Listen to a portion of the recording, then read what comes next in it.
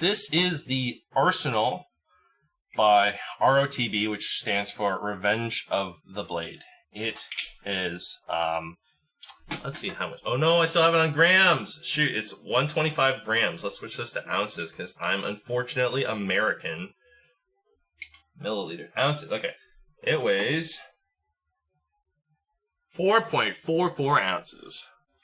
And the thing is, this is a gorgeous Balisong. I borrowed this from Esoteric EDC, and this was one thing that I listed on my Grail knives for a while. It's got this really incredible machining. The blade also has like these machine lines on it. Thankfully, this is not sharp, but it can obviously be sharpened. It doesn't have the blade steel listed on this as far as I can tell. It just says ROTB. It's got this nice hexagonal design. I think it's really gorgeous looking, and probably T10. I will say that, like, as I've got this new setup going on, all of my knife stuff is on that table.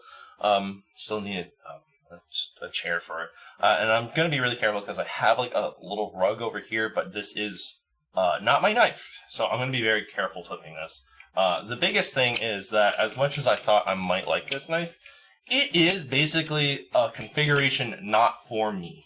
It's very rectangular, which is not exactly my style, and holy fucking shit, this texture is really, really coarse on my dainty hands.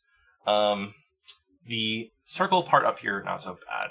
This part down here, it's like this very big recess area, so it's like not exactly comfortable to hold either. But this part here, while very grippy, is kind of coarse on my fingers. I do think this sort of Bowie style blade is nice, and it just looks really good. It's a really beautiful blade. It doesn't have any jimping on it. There's no speed channels either. But the thing about this knife, it does sound really nice. But this Balisong, it's handle bias, it's rectangular, and it's coarse on my hands. Again, I'm going to be taking it very carefully because I do have a rug down here. I don't want to like drop this knife. So I'm just doing tricks that I know about that I can't fail probably. I remember like failing it at the meetup. We had a really lovely meetup, and I dropped it, and I was so scared that I like fucked up. But because it wasn't sharp, I didn't cut my hand. Otherwise, it would have been really bad. What can I say is that this is a really incredible piece of design and machining. As far as flipping goes, it's not my taste. It's good. If you like rollovers, it should be. Yeah, this does rollovers good. I'm also just again being like extra careful. But the Arsenal it's good at rollovers, but like this is one of those knives that once I had it in my hands, I realized, oh, I no longer want this. But I wanted to at least borrow it and make a video because of just like how nice this is. I wanted to be able to show it off. I think it's a really gorgeous Balisong. You can also see like the ROTB logo here, and also just like this stuff on the bottom. What does this even say? 45 auto federal. Yeah, this is.